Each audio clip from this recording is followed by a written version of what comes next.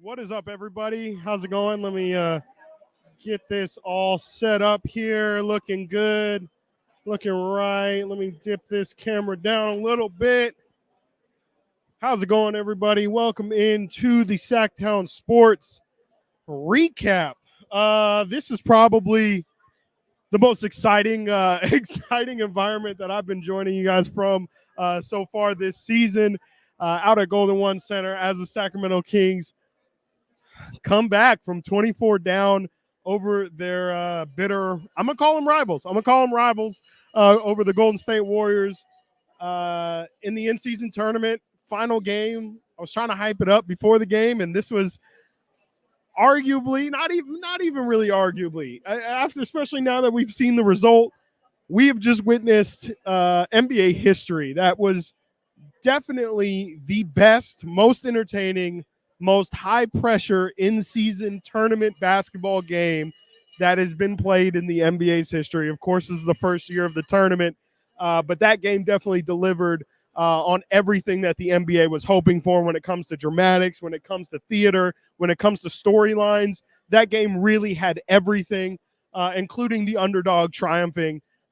Which I think everybody collectively, Sacramento Kings fans or Golden State Warrior fans, probably thought that game was over for, I don't know, 80% of that game. I mean, the Kings really just didn't have it for a good portion of tonight. Entered that third quarter shooting 33% from three, 47 points. I'm sorry, that was in the first quarter. Looking at the wrong numbers here. They entered that third quarter shooting 34% from three. Just was really never able to get it going from the perimeter tonight, and I thought it was going to be the death of them. Not only did they not hit anything from the perimeter, but the free throw line as well. I really thought the free throws were going to be it's still going to be the story from tonight, but man, I thought that it was going to be the death of them. De'Aaron Fox tonight, I don't know what he ended up at. There was a point where he was 8 of 16 from the free throw line. He finishes 9 of 17, just over 50% from the line. Look, great performance tonight from Fox. Great performance tonight in the first half from Kevin Huerter. Malik Monk hit some massive shot at the end of that game. But this game very much could have been in the hands of De'Aaron Fox in the negative sense of, if the Kings lose this game, the first number I'm looking at is De'Aaron shooting just above 50% from the free throw line. That's not good enough, and that definitely could have cost them tonight. But let's not worry about that, because that's not what happened. What happened tonight was this massive 24-point comeback in which the Kings had no business being in without Keegan Murray. Again, shots not falling, look desperate. The Warriors all season long have been struggling to get everybody who's not named Steph Curry going. And tonight they had Andrew Wiggins find his shot for the first time really all season long. Klay Thompson looked really good in that in that first half.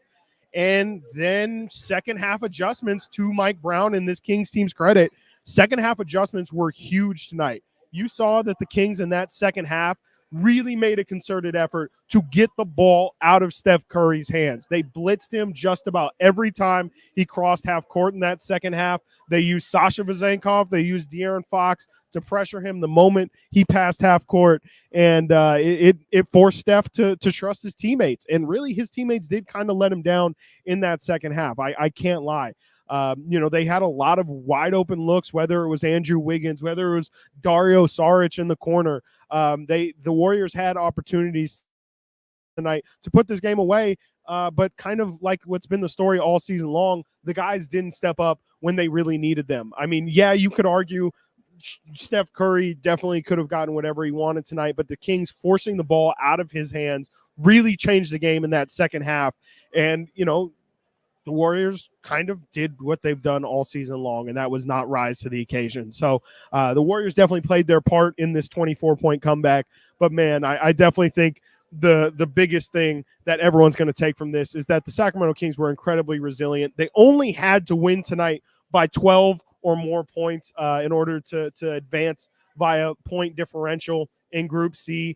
That seemed pretty secure by the middle of the fourth quarter, but man, it was a roller coaster of a night, and kind of, I think the Kings in a weird way have TNT the fact that this game was on national TV to thank for their performance tonight, because I think those elongated timeouts, the fact that that third quarter took forever to finish, I think it allowed them to kind of settle and get into rhythm. It didn't let the game go by too fast and not let them ever make adjustments. They did a great job of kind of understanding the game and understanding the rhythm of this game as well. And speaking of rhythm, there was just about none tonight. There was minimal rhythm for about 3.5 quarters because the referees were just on one. I don't know. I don't know if there was some Vegas over-under or something like that on foul calls tonight, but it felt like everybody was in foul trouble. By the end, it's bad when the league's darling Steph Curry finishes the night with 5 fouls. That's how you know that just everyone was being called. 31 fouls for Golden State, 23 called on the Kings, and that's actually really surprising because, I'm not trying to be a homer here, but I really do feel like this game, it felt like it had a lot more calls go in the Warriors' favor. It balanced out a little bit in that fourth quarter, but maybe it was the fact that Mike Brown pretty much just wasted his challenge in the first quarter and wasn't able to really challenge some really tight calls that I think would have gotten reversed. But it really felt like the Kings got the unfortunate end of the whistle tonight. It's going to be that way a ton of times, but you gotta try and fight through those stuff. Referees aren't always going to be on your side, and that's also why it's so important to knock down free throws when the opportunities present themselves, because you just never know what you're going to need. And the Kings got lucky tonight that those free throws didn't end up biting them in the behind in the keysters. Man, but what was that game? What was that game?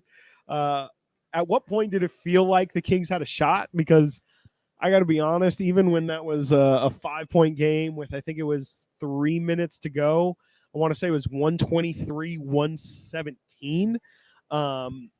It just didn't feel like the Kings had a good grasp on that. But for them to get as many stops as they did at the end of that game, and shout out Sasha Vezenkov, y'all. Sasha Vezenkov, I'm going to make sure he did not check in until the end of the third quarter, the last 3 minutes of the third quarter. And I don't believe he checked out again. I'm going to have to check the plus minus on what it was from the point he checked in to the end of the game, but the Kings definitely won those minutes. So I would not be surprised if Sasha Vezenkov finds himself in the rotation after tonight's game. That was just incredible to see from Sasha. I thought he gave great effort defensively. That's the big question with Sasha, is can he stay on the floor? I definitely think he held his own. We saw him get 2 blocks, if I'm not mistaken, tonight. That's huge for him. Would have liked to see him be a little bit bigger in the rebounds, but that's just going to come and go with time. But he's a maniac looking for that 3-point shot. He's got no hesitation at all. He believes that he can hit just about everything. He doesn't need to dribble or do any of that. He's just pulling the second he gets that ball and he feels comfortable, and he feels like even if he gets this, and I'm talking literally this much space, he's going to let that thing fly for better or worse. And I think the Kings kind of need a guy like that, but you saw tonight that there were some shots where it was like, oh my gosh, can we just maybe swing it around a little bit more? But that's what Sasha's here to do, and it's really clear. Mike Brown has told him, if you're open, not even if you're open, if you have the ball and you like the shot, shoot it. It's as simple as that, because there's no way Sasha would enter the NBA with that level of green light, with that level of confidence. Clearly, that's something that the coaches have told him and have seen from him in practice and say, look, man, we watch you every single day. We believe in you. We will never pull you for taking what we would describe as a bad shot, because clearly they don't believe that Sasha is capable of taking bad shots. So just looking at it now, the game was 123-118. So Kings end this game on an 8-0 run, which is really, I'm sorry, 6-0. God, I'm not my strong suit. 6-0 run, which is really impressive in the last minute of that game, because again, just didn't really feel like the Kings at any chance or at any point in that game were actually going to have a chance to win it. It just kind of felt like they were playing for the in-season tournament, and we're just trying to collect that point differential, that point margin. So tonight was interesting. Tonight was really, really interesting. Don't know if I want to call it I definitely wouldn't call it a good game. I don't know if I would call it a fun game either. but definitely a unique, uh, a unique chapter in the history, in the storybook that is these two teams facing off each other against each other, because it does feel like these two teams just can't play normal basketball games. It feels like every time they match up, it's going to be an instant classic, and that's what the NBA is definitely rooting for. And I'd be pretty surprised, I guess, at this point, if this game isn't our Christmas game for next year. Really surprised. A lot of people were surprised it wasn't our Christmas game this year, but after just, again, it being incredibly clear how much emotion goes into this series. I won't call it a rivalry again. I'll call it a series. After seeing all the emotion that goes into it, I think it's really clear that this is one of the best matchups the NBA has, if not truly the best, when it comes to just pure storyline and what makes these two teams meeting fun. Of course, there's not really playoff implication. Of course, there are playoff implications between these two teams, but it's not because necessarily just because they played in the playoffs. It's also the geographical stuff. And if you were here in the arena tonight, you heard even though this was a really big game for the Kings, there was probably, I don't know, 20% Warrior fans in here. They definitely made themselves known. So just a great rivalry and another really excellent game in the series. And how about the fact that Steph Curry, I don't know how much he finished off with tonight. Let me look at this final box score here, because Steph had 21, if I'm not mistaken, halfway through that third quarter. He finishes off with 29 points, nothing crazy. Again, Clay scores his 20th point somewhere early, mid third quarter, doesn't score again. I think that was huge because you have to know, after how many times these two teams have played, Steph Curry's going to get his. It's about slowing down those other guys. Andrew Wiggins, the fact he had 29 tonight made it almost impossible to think that the Kings were going to win this game. Then when Clay pours in 20 as well, it feels like that's just tough. Nah. I think he's sometimes on the court. I don't know where he's at. Yeah. Nah. How's it going? Yeah, shout out everyone who's just hanging out at the arena. Definitely want to soak this one in, y'all. Like if you're showing up to these games, and they'll I usually stay here pretty late, so they'll definitely kick you out after a while. But gotta enjoy the environment from tonight, because I don't think anyone in this building, like I said up top, was expecting a win. So the energy around the concourse as this game ended tonight was pretty cool. It was pretty cool to see everyone really feel the level of excitement that I think this city's been yearning for years now. So what a game. What a game, what a night. Definitely one that I think we will all remember with history. And I don't think that's how you say that sentence, but y'all know what I'm saying. Let's see. Let's go to the comments. Let's see what y'all are saying about tonight's game, because I think I've said enough. Great job by Malik. Absolutely. Like the beam. Absolutely. Love that. Lee is in the building. Y'all, that was crazy. I think that's the win of the year. I don't even know if there's a close second. I mean, I think the OKC game was, of course, really fun. I think that Cleveland game was a really difficult challenge for them to overcome. But come on, y'all. Like, this is definitely the win of the year. This is the most fun game finish, I would say. Not fun game, fun finish of the season as well. Definitely the most unlikely result. How was the TV watching experience for everyone at home? How was Brian Anderson was on the call?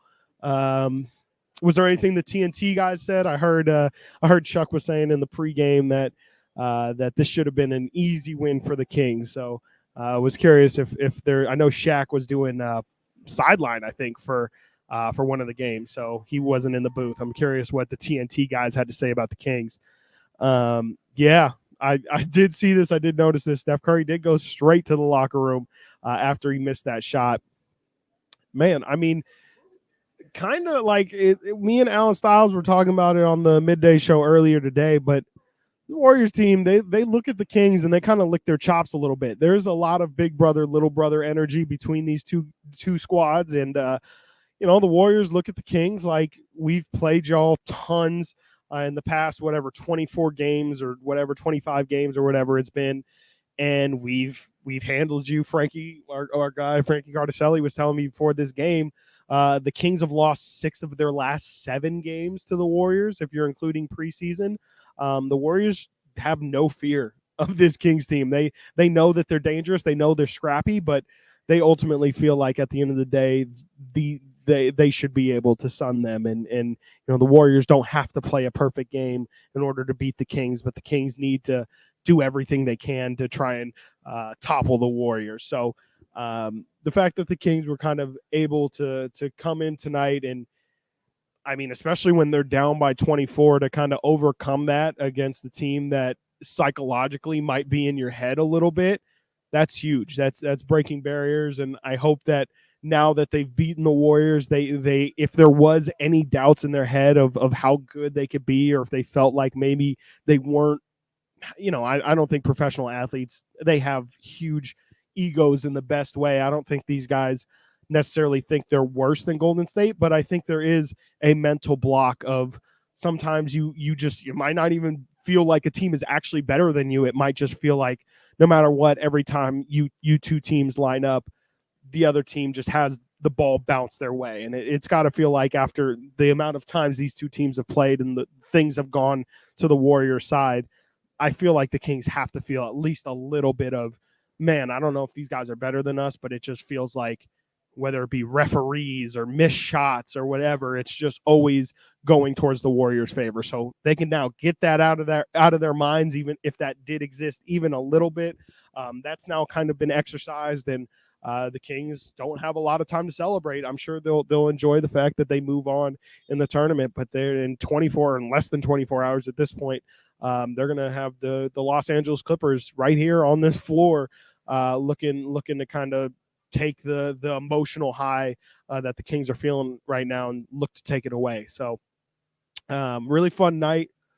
Of course, as media, as fans of the team, I think this night had a lot of importance. I think before the game, Mike Brown talked about this being just another game, and those guys, they would of course like to win or make it to the next round of the in-season tournament, but they weren't going to stress or do anything out of character just to go out there and win it. And I think that showed by Keegan Murray not going tonight. But yeah, I mean the fact they move on, it'll be interesting. They will play. Guess what, y'all? This is how you know that A, the NBA doesn't love the Sacramento Kings, and B, irony is real. Irony is a very real thing, and it always comes back just in the least funny way possible. And with the win tonight, the Sacramento Kings advance in the in-season tournament. Yes, they do. They will play the New Orleans Pelicans in the next round, in the knockout round of the in-season tournament. I believe that will be here in Golden One Center, since the Kings finished their group 4-0. They technically are one of 2 teams in the West to go 4-0 in their group. So they are the 2 seed right now in the West. They will play the New Orleans Pelicans, who they just lost 2 games to in New Orleans. And it was a tough matchup for those who didn't watch that game or didn't join us on the stream after that. The Pelicans were a tough matchup for the Kings, not just because the Kings didn't show up in that first game that they played in New Orleans, but because they frankly have no answer for Zion Williamson and Brandon Ingram. So that'll be interesting to see if the Kings maybe learned anything from their 2 games in New Orleans. But you, of course, have to figure that here in Golden One Center, hopefully that will give them some sort of boost, some sort of advantage. So it's a great opportunity for a redemption story. The Kings definitely did not put their best foot forward against New Orleans, so it'll be interesting to see how they look. I think that'll be next week, if I'm not mistaken. I believe that'll be next Tuesday. I could be wrong. I haven't done too much research on the knockout round because I wasn't sure we were going to be here, but I believe it's next Tuesday or next Friday.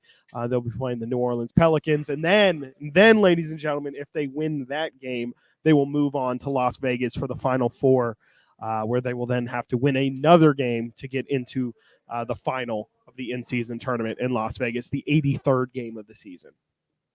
Let's go, y'all. What a game. What a freaking game that was.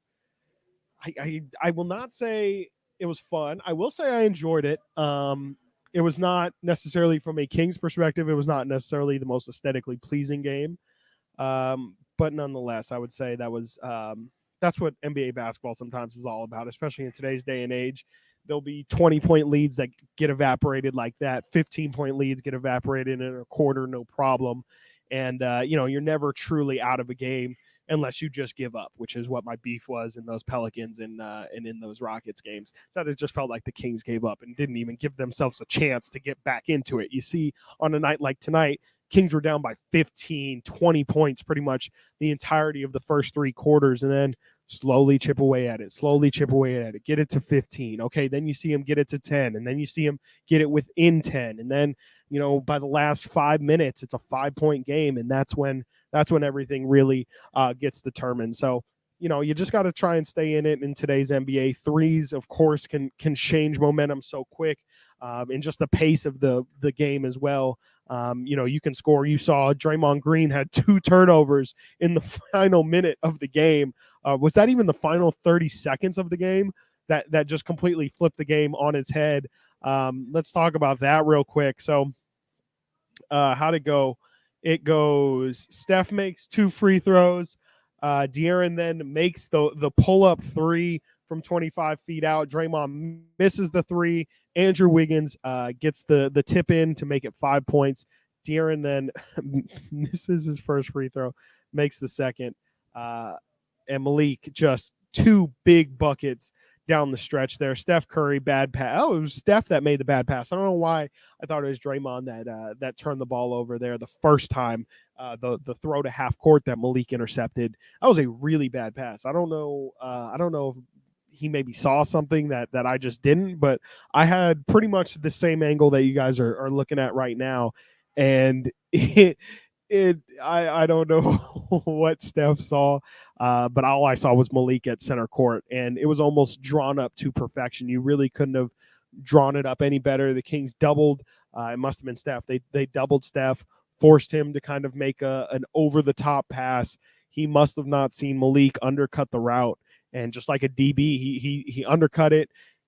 Kind of was afraid that he scooped it over to De'Aaron. I thought De'Aaron was going to take the 3. Glad he recognized the moment, understood, let's get a good shot off here. Finds Malik. Malik just so good off the dribble, relocates in the corner to more like a wing spot and knocks down the perimeter jumper.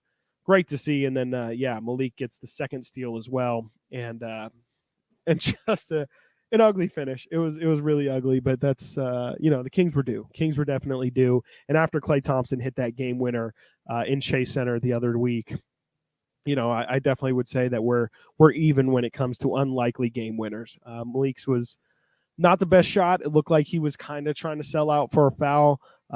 Again, just kind of threw it over his head. But got it off the glass. And much like Sabonis's almost game winner at Chase Center, gets it off the glass. And we'll take it. We'll take it. Beggars can't be choosers. So let's see here. What's everyone else? Yeah, absolutely, Manny, 1,000%. Vezenkov's defense and 3 helped a lot. I believe he's going to get more minutes and is rewarded for what he did tonight. I wonder, I'm going to check my phone right now. I feel like Sasha definitely might have won the defensive player of the game crown tonight.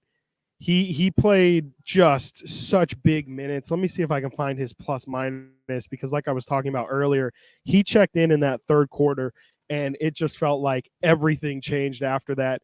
They went to a Trey Lyles, Sasha Vezenkov front line, which is different than they went to JaVale McGee in the first half. In the second half, didn't go to JaVale and instead went to Sasha and Trey.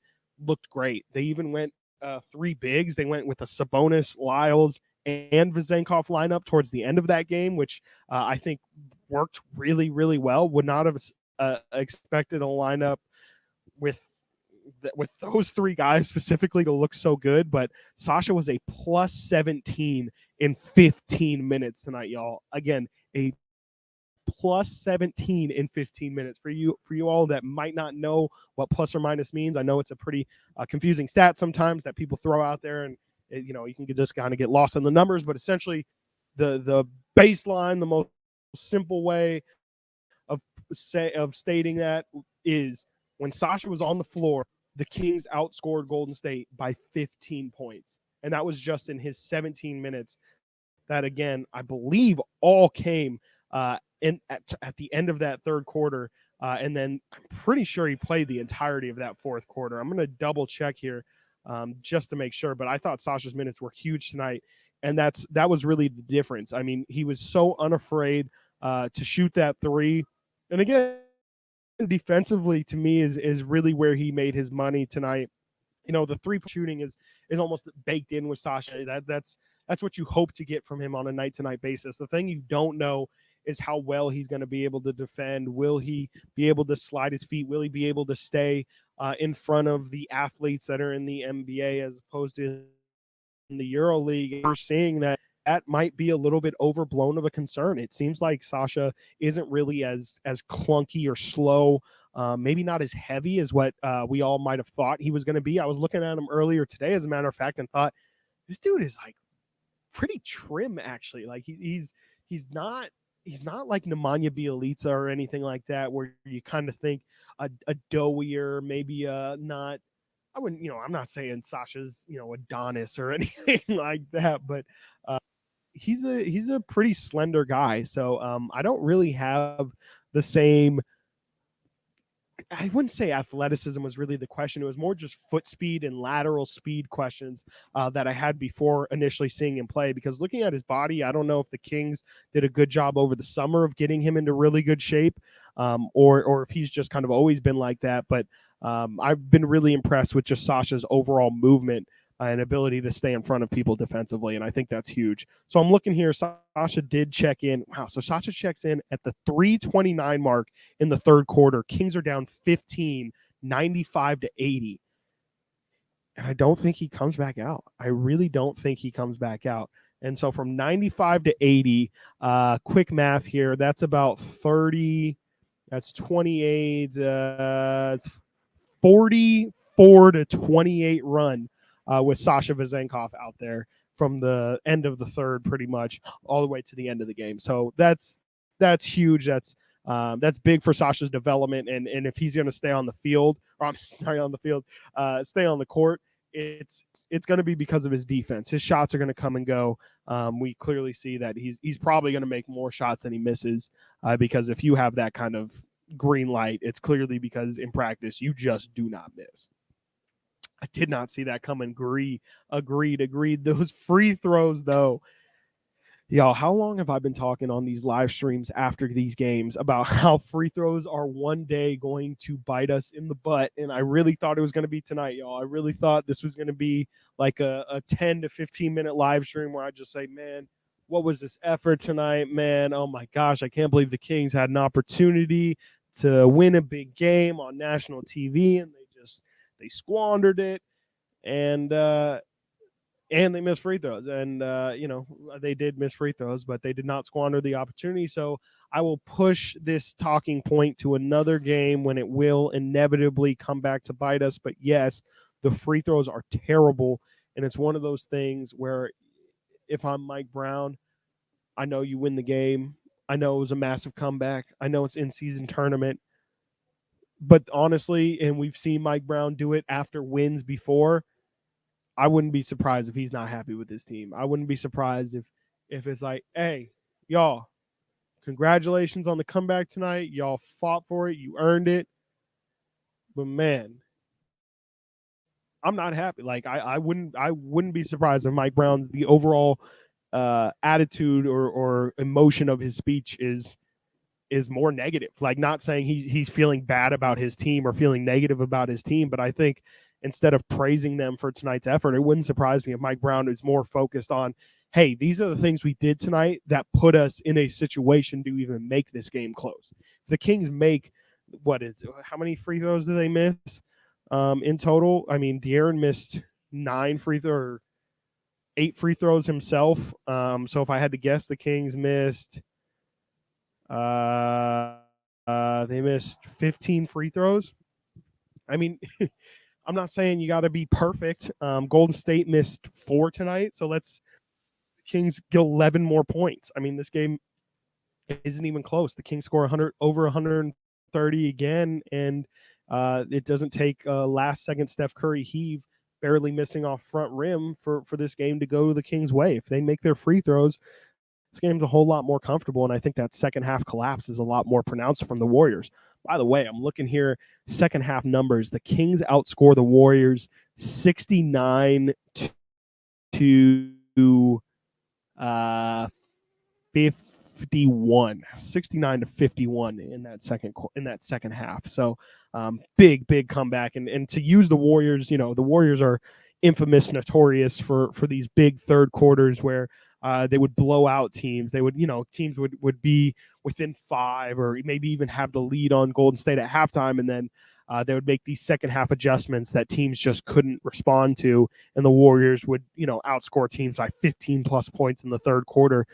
Kings were on the better side of the third quarter today. Outscored Golden State 40-32, and then in the fourth quarter just kept playing defense. I think defense is the thing that won this game for the Kings today. Again, blitzing Steph Curry after crossing half court really forced Golden State to not have Steph shoot the ball. I mean, it's an interesting defensive strategy because Golden State had a lot of open looks. Like, again, there's a universe where Golden State just hits those open looks.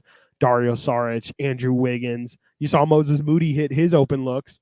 But if Golden State just hits a couple open looks, Steph made the right play. Of course, the Warriors would love Steph to have the ball and have every possession end with a Steph Curry wide open look. But Steph made the right move by getting the ball out of his hands and just having one more easy pass to create an open look. And his teammates just didn't come through for him tonight. So that's been the story for the Warriors all season long. And it was glad, as a Kings fan or someone who's not rooting for the Warriors, I was glad to see that tonight wasn't just a as it was shaping up to be, wasn't a, oh my gosh, they're going against the Kings, so of course everything that this team has been all year no longer applies. So glad that some normalcy came to this game for the Kings side.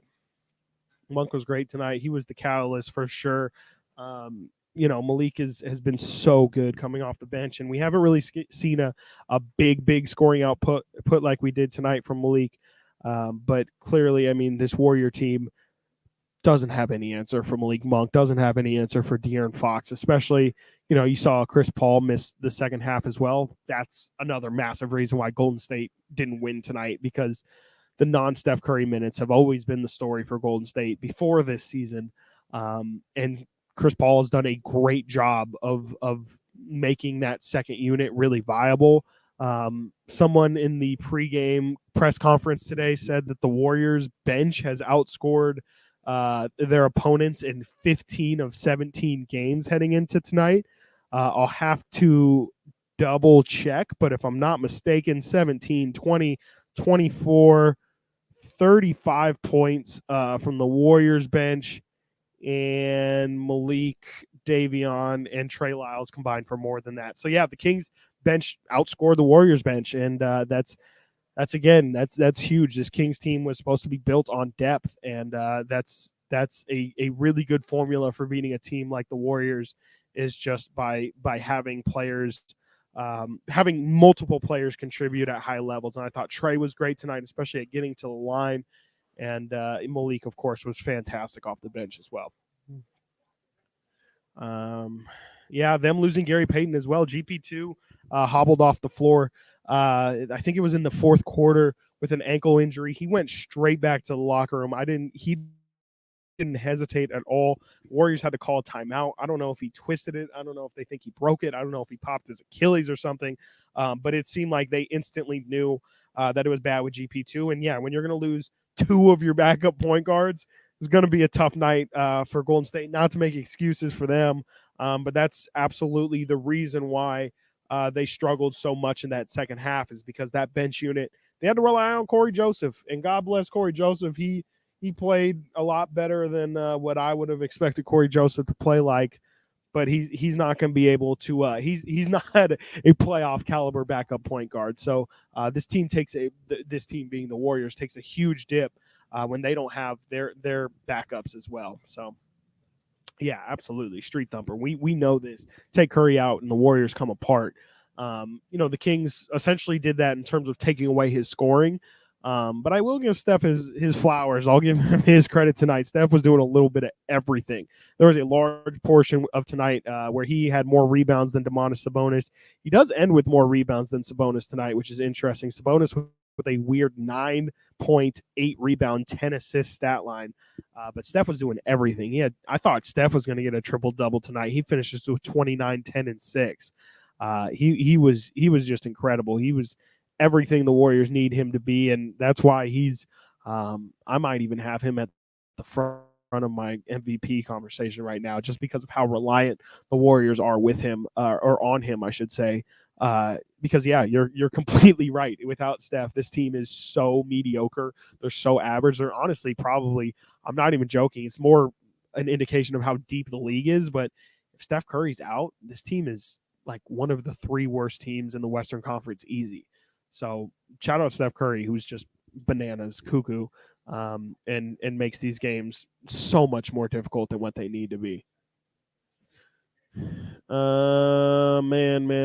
Refs. Oh my goodness, y'all. The refs were on one tonight. The refs were on one tonight, y'all. I don't know what they got got into them. There was ticky tacky fouls left and right on both sides. Just such a soft whistle. De'Aaron Fox was called on that one Andrew Wiggins spin, like he was driving and he spun in the lane, and De'Aaron just kind of let him go by. Got called for a foul. There was a soft one on Herter that I can't remember the exact nature of. Sabonis had a soft one. I was glad to see Steph Curry get called for that flop. That was nice to see. Didn't even call him for the flop. They called him for the exaggerated kick. That was great to see because, man, it feels like I aspire to have somebody love and care for me the way that NBA referees love and care for Steph Curry, ladies and gentlemen. That dude's whistle is nuts. It's out of control. If De'Aaron Fox had the same whistle that Steph Curry had, he'd shoot 25 free throws a game. Like, you can't touch him. You can't touch him. And sometimes he's really crafty too. He does a great job of kind of letting putting the just kind of putting the ball in the referee's court, if you will. He falls on the floor a lot. He kicks his legs out a lot. Obviously, teams are going to close out really hard on him. So a lot of the time there's going to be bumps and slight touches on him, and more times than not, they're gonna call it on the defender, and they're gonna give Steph his 4-point plays, and they're just momentum killers. And the Kings did a great job. Maybe it's because they now have so much experience playing Steph that they understand the emotional side of it as well, where Steph gets going a little bit, you can't slump your shoulders and say, oh, here comes the avalanche, it's over. No, you got to kind of ride those waves and pick pockets. Like the Warriors to go through these flurries, but there is moments in which after the flurries happen, maybe they play a little too confident and start throwing the ball away, or they get so hot that eventually you're gonna have to start missing some shots at some point, and those are the pockets in which you need to capitalize. And it's really tough, and that's one of those things where you don't really know how to handle until you've been in that situation enough times. And I would think it's safe to say the Kings have been in that situation enough times. So it's annoying to play this team so many times in a small amount of time, but I do think for the development of this team moving forward, it's been a really, really good experience, and I'm glad that they don't have to see these guys until I think March or April. So now that we're on the other side of this Warriors little series, 1-2 on the season against Golden State. One of those without De'Aaron Fox in Chase Center. 1-point game where Kings hit a potential game winner, and then Clay hits a buzzer beater game winner at the end of the game. Kind of a push, First game here in Golden One Center, Warriors really handled, controlled. Kings made it a little close late. Overall, I would say through 3 matchups, the Kings have, I guess, been a little bit disappointing when it comes to just this matchup. I think after the playoffs, I think all Kings fans were hoping that this team learned something and would take it into the next season.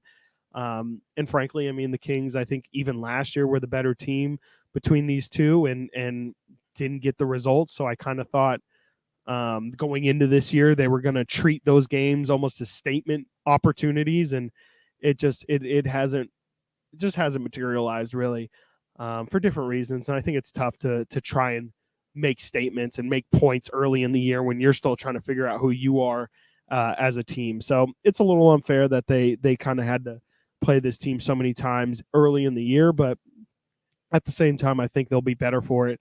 Of course, they're going to be glad not to see them again. So, got one more matchup, and hopefully they don't have to play again in the playoffs, because I'm just done with the stress that comes with these guys. Like anybody else, no other team puts pressure on the same way as Golden State, and that's again why it's so good. I think such a good learning opportunity for the Kings to go through these guys, even if it is annoying, even if it is painful. I think they're better for it, because you're going to go against the Clippers tomorrow. The pressure that the Clippers are going to put on you isn't going to feel anywhere near the pressure that this team can. Even the Denver Nuggets are a team that, of course, they have firepower. Of course, they're the defending champions. But it's never going to feel as insurmountable, I think, emotionally, as what it does sometimes against this Warrior team, especially when you've played them as many times as the Kings have. They've felt every emotional wave that the Warriors can throw at them. So hopefully this has all been for something, and we haven't just all suffered, because it hasn't just been the Kings. It's definitely been Kings fans as well. I've had to suffer through all of these games so far. I'm glad that the Kings were at least able to get the result tonight, because it was shaping up to be a long, long night and a long potential 48 hours here at Golden One Center, because who knows, if they lose tonight, especially in like embarrassing fashion, who knows what kind of energy they come out with tomorrow. And that could be one of those where you lose one game and it ends up losing you two, because you just never get over the first one.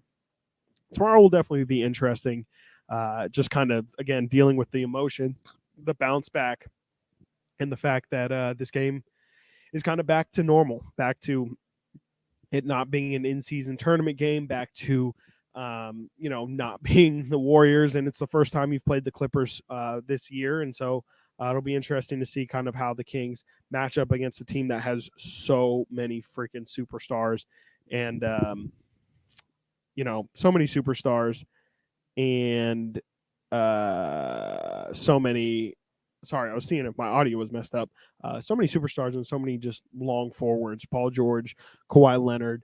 They also have Terrence Mann as well. And then, of course, James Harden and Russell Westbrook as well. It'll be interesting to see what the Kings do on those guys. It'll be interesting to see if Keegan Murray potentially suits up. Obviously, if LA is going to roll out two forwards, it'd be nice for the Kings to have Barnes and Keegan to throw out there on those two guys. But if not, we'll probably see Chris Duarte like we did tonight, and we'll see. I'm still a little undetermined on how I've been viewing these Duarte minutes and how he's kind of filled into the starting lineup. It's been a little bit of hit or miss. Shout out to Mid Rock. Thank you. Post-game show fire tonight. I like to think this background is adding to it, as the viewers of this live stream have probably seen. I've been all throughout this freaking arena trying to find a cool spot to do this live stream from. I've been on the court. I've been up in the rafters. I've been in the seats, and I'd like to think that this background is playing some bit into the quality of this show. But appreciate y'all for tuning in. This is definitely, I would say, if I had to guess, this is probably the biggest audience we've had all year long, and it makes sense because this is the biggest game that the Kings have played in and won this year. So thank you all for tuning in. Appreciate that so much. And don't just make it tonight. Make it after every single Kings game. You can tune in right here. We've got a great chat community. The chat is so good, so awesome, and I try and contribute to that as well. But we're just talking Kings after every single Kings game, home or road, right here on the Sactown Sports 1140 YouTube channel. We have a really good time, and we're usually on for I don't know. Ask the chat. After those New Orleans and Houston games, I think it was a 15, 20-minute stream. On nights like tonight when they're big wins and everyone's in here, everyone's excited. I'm going to try and stay on for as long as I possibly can because, media doesn't like to admit it, but I will gladly admit it. I have tons of fun watching games like tonight. This is exactly why I love basketball. Environments like tonight are exactly why I love this team and why I think this team is just a one-of-one experience to kind of cover and especially to be a fan of. I mean, these guys, how about the environment tonight, y'all? Golden One Center was rocking, just absolutely rocking. And I was surprised because not a lot of people left either. Like, I don't know how educated everyone was on the point differentials and things like that, but I was looking up in the middle of that fourth quarter when the game was a little bit in the balance, but definitely still in the Warriors' hands. And man, there was people all the way. I mean, I'm talking top of 210. I'm talking top of 222. This building was lit, and that's huge credit to the Sacramento Kings fans, who are just constantly the best, man. And I know everybody says it, but I really think that this fan base is special, and I really do think that this building as well is just a fantastic. I'll use a Vivek Ranadive word, a fantastic cathedral for basketball, and I think tonight was a great example of just that. So we'll see here. Hey, what up? Yeah. Cool. Thank you. Appreciate everybody and seeing everybody's liking the post game show. Really glad. Again, we hop on these after every single Kings game. Just like to talk Kings, and we can talk NBA too. Of course, let's talk some NBA as the in season tournament was still tonight. It wasn't just the Kings that were in action and in-season tournament action. The Kings needed the Minnesota Timberwolves to pull their weight as well, and make this a non-must win for the Sacramento Kings. That would have been an even more interesting plot line for tonight and would have made this game even more improbable at that. So the Minnesota Timberwolves tipped off at 5 o'clock. They played the Oklahoma City Thunder in a Group C matchup as well, where if the Timberwolves won, they would be 3-1 as well, which could have potentially set up a situation where the Warriors beat the Kings, the Warriors move to 3-1, the Kings lose to the Warriors, making them 3-1, and the Timberwolves winning, putting them at 3-1, creating this just absolutely insane tiebreaker situation. Now, things would have gotten a lot more interesting if that 5 o'clock game would have gone in favor of the Oklahoma City Thunder, thus making the Kings 3-0 at 7 o'clock, the Warriors 2-1 at 7 o'clock, thus meaning that the Kings would have to win, or else Golden State also being 3-1 with a win over the Kings tonight. Please try and stay with me here. The Warriors would have won tonight and been 3-1. They would have had the head-to-head advantage over the Kings, giving them the Group C clinch.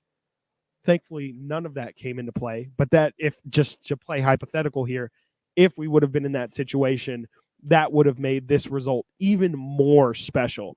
If the Kings would have actually had to have gotten the win in order to clinch Group C and then gotten it, that would have definitely been absolutely insane. Really glad that it didn't come to that, because I don't think anybody would have made it out of tonight. I think everyone would have passed out collectively just through stress and all that. So we're going to do our 3 stars as we like to do at the end of every single game. Trying to see if we have gotten an announcement on defensive player of the game crown yet. I don't see anything. Matt, do we know who got defensive player of the game crown? Okay, that's disappointing. Matt, look at his background, man. Thank you. It looks great, doesn't it? God. Doesn't it? I know. Improvement. This guy, huh? It looks great, doesn't it? How much do we love Draymond Green tonight? Oh, so much. Big Kings guy. What a guy, dude. Hey, just, when we needed him most, he came through. When the Kings can't fire up the Golden One Center crowd, Draymond Green says, I'll do it for you. Yeah. Shout out Draymond for the assists. Yeah. He should have gotten the crown tonight. He really should. Draymond tried to throw it tonight. He really tried his best to throw the game. I forgot about the tech. The tech was hilarious. Watching Draymond get the tech and then really try and ask, like, what did I do? Wait, what? Me complain? I would never. Just absolutely golden. Draymond he is so annoying, but he cracks me up, man, because that guy, the level of just lack of self-awareness is just absolutely incredible. You could argue he probably could have gotten thrown out of tonight's game. There was a moment after he got his tech, he then checked up Malik Monk on the corner on the sideline out of bounds and tried to just, do one of those slap the floor, gonna be all up in your face things, and ended up picking up another foul. Steve Kerr had to pull him out. Draymond got right in the referee's face, like literally gets the reach in call. Malik, continues to dribble towards the rim. Draymond just stops right in front of the referee, gets in his face, doesn't get the call or anything. There was a couple moments tonight where I thought Draymond definitely could have picked up a second tech, which would have been really interesting if the first game back from a 5-game suspension and he gets ejected.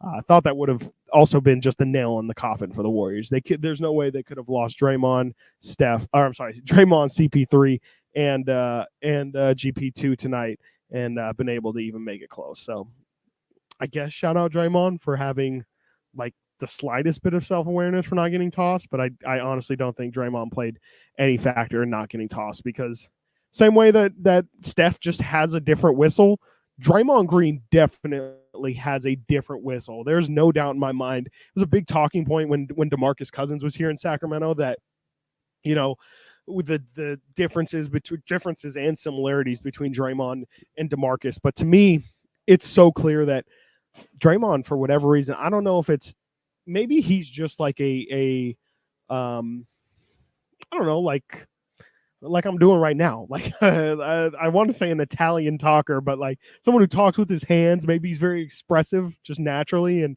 he could be saying something very chill and relaxed, but his energy and his mannerisms just kind of speak to a louder thing than maybe he's actually displaying. But I don't know. To me, it looks like he's constantly yelling at officials. It looks like to me like he's constantly cursing at officials, and for whatever reason, they just let it slide. And maybe it's one of those where we talk about Chris Duarte being handsy at the start of games to kind of set the tone. Maybe Draymond does the same thing with his mouth, where he comes out the game first minute and he's letting you hear it. So, it's not even that bad. It's like, oh, no, he's just been doing this all game. I'll let you know when it escalates to something that's more than what he's been doing. But it just feels like Draymond's got a completely different whistle. So shout out that dude, Draymond, for almost giving or pretty much actually giving the Kings tonight's game. Because that technical free throw, you could argue, gives the Kings the win. And then, of course, that second turnover where, it kind of wasn't his fault. I mean, it was just a basic miscommunication with Klay Thompson. It could have happened to anybody in any situation. It just so happened to be in the last minute of the game. But, yeah, Draymond and Klay had a little bit of a miscommunication. He thought Klay was going to cut to the corner. Klay decided to pop back up top, and Kings definitely benefited from it. But it was just what a freaking crazy night, man. What an absolutely insane night. We're going to do the 3 stars now of the game, as we like to do at the end of every single stream here. Again, shout out everybody who was in this chat tonight, in the live stream. Hope you all had fun. But this is, to me, the funnest part of the night, where we give out our trophies. And I'm going to give my first star of the night tonight. Who do I want to give it to? Can I give an honorable mention to my guy, Harrison Barnes? Everyone knows Harrison Barnes is my guy. I always crown that man. Always am big up in him. HB was a little aggressive for a portion of tonight's game when the Kings really needed it. I think it was either in the second or in the third quarter when the Kings just had absolutely nothing going at all. HB went to the rim like 3 straight times. I could not believe it. But that's exactly what I want to see out of him, especially in situations where the Kings don't have people knocking down shots. He needs to take some initiative. So shout out to HB, 5 of 8 from the field tonight, 2 of 8 from 3, 12 points. But I definitely noticed you tonight, Harrison. I saw you. I see you, man. I see you. Keep doing it. And shout out my guy, Harrison Barnes.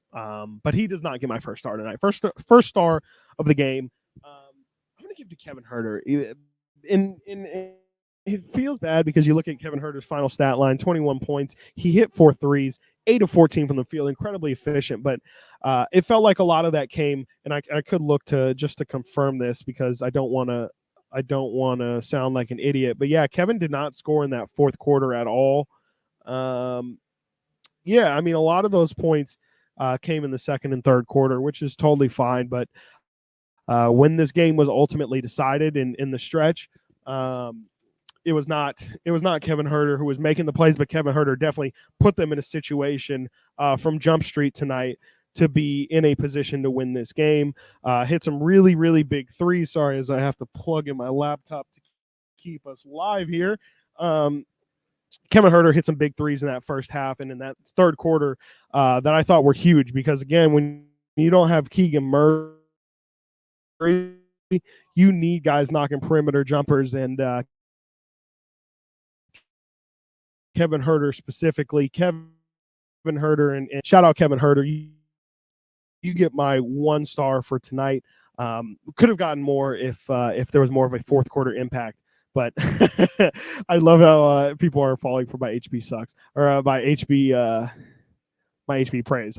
Seriously though, I do think HB did have some moments in that second and third quarter where he offensively was really aggressive. But absolutely the largest consensus that I saw from tonight, besides the referees sucking, where people were not happy with Harrison Barnes' performance. I should clarify. I agree with you. I think he's defensively, I don't see the aggressiveness. I don't see the passion. I don't see him really imprinting his game defensively. Like, when Kessler Edwards is out there, I notice Kessler Edwards. He has an energy to him. He skies for rebounds. He just makes his presence known. And I just don't feel like HB really has done that from a physicality standpoint. And more so on the defensive end. He's really not great at navigating screens either, which is the really confusing part to me because he is a really strong guy and he's a veteran guy. I would think he would kind of know tricks to the trade or just kind of have the IQ to be able to navigate screens more. But defensively, it just feels like he gets eaten up every time someone puts him in a pick and roll situation. So definitely I want to see more out of HB, but I do, for how much I criticize him, I definitely wanted to give him credit because I did think I truly do think that he came up big in that second and third quarter and he was aggressive. My 2 stars, my second star is going to De'Aaron. Of course, anytime the Kings are going to be in a big game, De'Aaron's going to have his imprint on it. 9 of 20 from the field, finishes with 29, if I'm not mistaken, 29, 9 and 7, +9, which is huge. They definitely won De'Aaron's. I mean, the +10 definitely speaks, or +9 definitely speaks to them winning his minutes. Their team, and that's going to always bolster that De'Aaron Fox MVP conversation. But man, it feels like when he's out there, nobody can stay him. Like he's so good at getting to the rim, drawing contact. He didn't execute at the line tonight, 9 of 17, but even to get 17 free throws, that's like superstar level stuff. And that's the kind of games that we're seeing out of De'Aaron routinely here. And without him getting to the line like that tonight and just being that aggressor, the Kings definitely don't get the result. Third star tonight is going to be Malik Monk for those 2 steals down the clutch and also hitting 5 points, 6 points actually in that down the stretch there, as he also knocked down the Draymond Green technical foul. Just a huge night for Malik. He's so good against this Warrior team. You love to see the Kings have a guy who's just unafraid of a team like Golden State. Malik puts up 21, 8 of 15 from the field, 3 of 7 from 3, +12, 21 points. I just thought that Malik was the difference maker tonight. We talked about earlier today just his superpower being he checks in, and if the Kings don't have it going, he's an instant spark plug, and that was really the case in the second half when the Kings were trying to actually make the comeback. They needed Malik Monk to come in and provide some energy, which he definitely did. So loved what I saw from Malik, the King of Kings. He gets 3 stars tonight. and the year, but after the best win, so it only feels fitting. Thank you all, everybody, for joining me. I will probably be right here tomorrow as well in this same exact location. I will definitely be here at this same time tomorrow after the Clipper game. So if you have some free time, join us tomorrow as well. Thank you all so much for joining. Kings win in-season tournament, West Group C. They clinch it. We'll move on to the knockout stage next week. They beat Golden State tonight, 124-123. De'Aaron Fox, 29 points. Malik Monk, 21 points. Kevin Huerter, 24 points as well. Steph Curry, under